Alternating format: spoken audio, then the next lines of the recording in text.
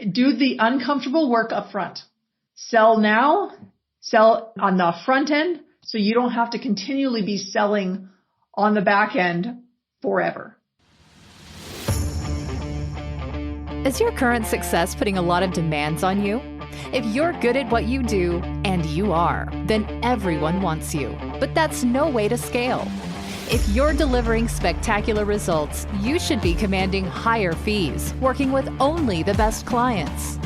Welcome to the Hands Off CEO podcast, where world-class agency owners and consultants learn how to fully monetize their expertise and scale profits by doing less. Here's your host, Mandi Ellefson. Hello, this is Mandi Ellefson, host of the Hands Off CEO podcast. Today we're going to be talking about how selling the wrong offer traps you as the CEO in the company. There is one big mistake that consulting agency CEOs make over and over again that keep them stuck in the day-to-day delivery. What that is selling the wrong package at the wrong time. I want to give you an example from Mark. Mark has a successful agency, and when we first worked together on this, his company was bringing in good work, had a great niche in the banking space, but the problem was that he'd be on the stage, people reach out, they'd want him to help them with their company, but the problem is that would further trap Mark every new client that they brought on. And it was just at a point where he was just totally stressed out and just didn't see a way to continue growing the company without him becoming more and more maxed out. So the first place that we looked, other than a few tweaks to be able to free up his time, is we looked at his offer and we looked at what he was selling. And what he was selling was these packages that were between $10,000 and $30,000 for these banks and credit unions. And what this would do is it was an easy sell. It was easy for them to say yes to, which is always what we hear that you want to do, right? Except the problem is that it would keep Mark stuck in the delivery because he'd make the sale. He knew that they made the sale to be able to upsell to the next thing. So to keep that relationship going and warm and fresh, he was in there and very involved in the delivery, very involved in the account management and also in the project management of these projects.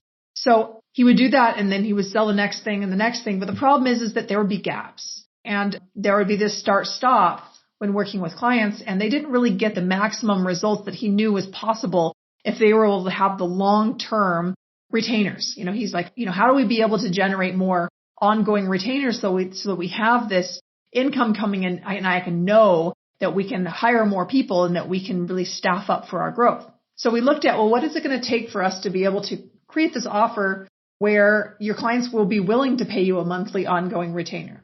What we looked at is, let's actually create a year-long growth program. And what will they be able to generate as a result of a year working together or 3 years working together? And we really looked at that and looked at it from all angles. And I will be honest with you, this is an intensive process. It's looking through all the past case studies. It's looking through the processes and seeing what's working and what's not and understanding who can they do the best work for under what conditions.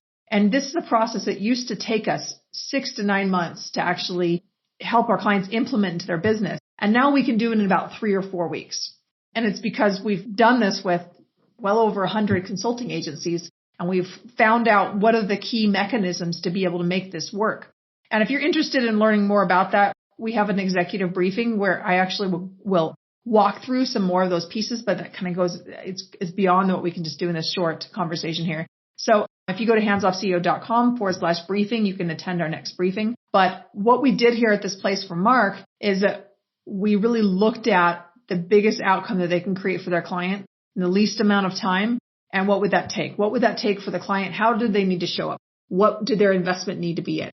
What was the long-term commitment? And we really looked at what those things that they need to already have in place first to do that best work. And then we were able to help him increase his fees 600% to go from an average of $20,000 to $120,000.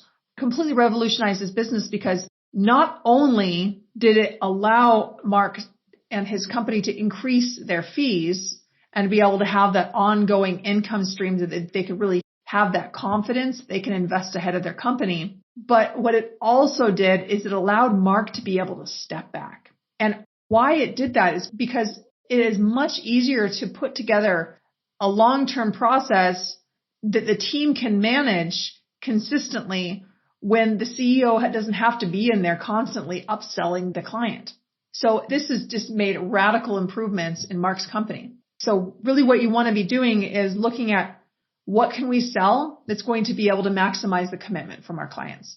And I know this goes at odds with what you hear in sales. Sales advice is all about go for the easiest sale, go make that easier sale. But here's the thing, is that when do you want to actually be making the sale?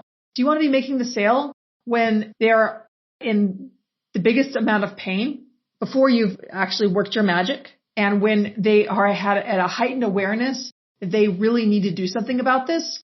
Or do you want to go and try to upsell them continually after they've seen the value of what you can do, but after you've taken that edge off of their pain, after you've generated some results for them? Which one's easier?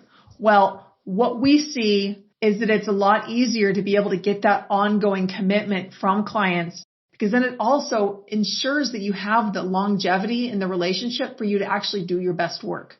Because a lot of clients will quit within the first 3 months. And you know, as an agency, you're not going to be able to do much in 3 months.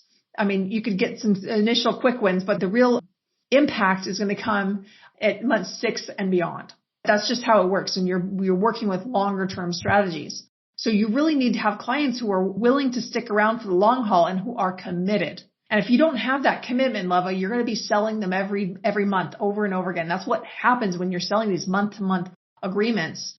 And even if you ask for a commitment, but it's still month to month, every month they're going to be looking at it and saying, what are you doing for us? What are you doing for us?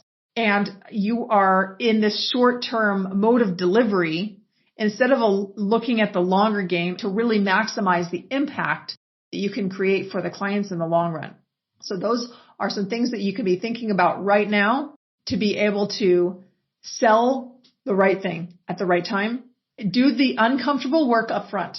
Sell now, sell on the front end, so you don't have to continually be selling on the back end forever. So this is Mandi Ellefson from Hands Off CEO. And if you would like to see how the whole process works for scaling a consulting agency and what are the actual steps, the 5 exits to be able to scale to $100,000 a month in profit, I invite you to come to our next executive briefing. It's at handsoffceo.com/briefing. And I will look forward to seeing you there. Bye.